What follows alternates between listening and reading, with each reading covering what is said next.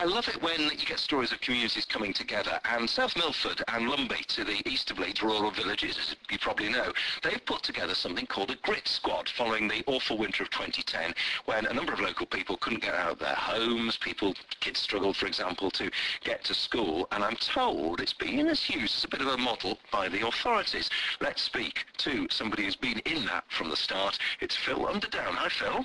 Hi there. You must be thinking, it's here at last, we spring into action again. Well, yes, well, we were out last night, actually, so we were preempting this. So we try and get out as many times as we can when we know it's going to be quite cold and we know it's going to be a heavy downfall. So tell me what you do and how it works, then.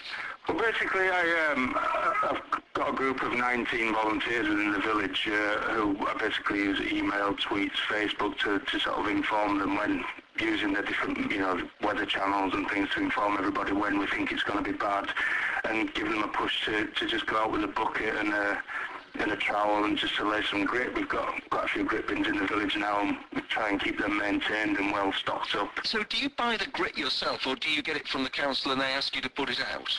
We get the help from the parish council towards paying for it. This year in particular we have done, so we made sure we had plenty and enough to cover both South Milford and Lumby.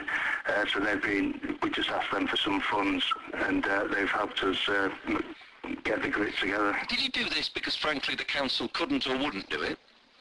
No, I think there was 2010-11. There was a bit of a drive to try and get communities involved and see if anybody could, and it sort of snowballed there.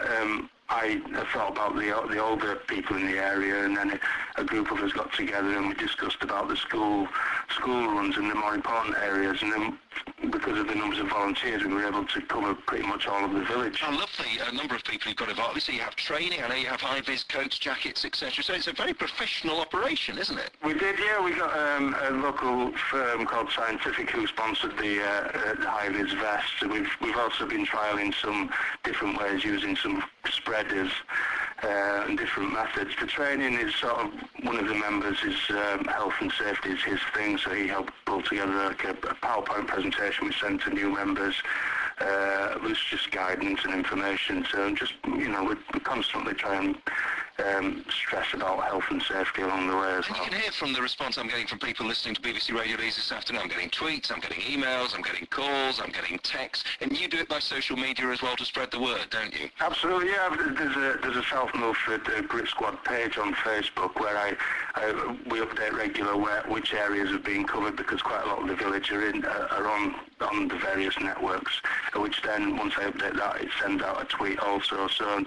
And we email regularly, so I try and cover as many avenues as possible to make people aware that we've been out, the volunteers have been out on such a night, and we've got so much of the village covered. Well, I think you're doing a grand job, and we hear so many criticisms of people not knowing their neighbours and not getting out and doing something for folk. I think it's really inspiring to hear that. I wish you well over the next wintry couple of days, Phil. Okay, thank you. Nice to hear you. Phil Underdown, South Milford and Lumby pulling together with the Grit Squad. You must see a TV programme in the making there. More of your texts, 81333, Leeds at the start of the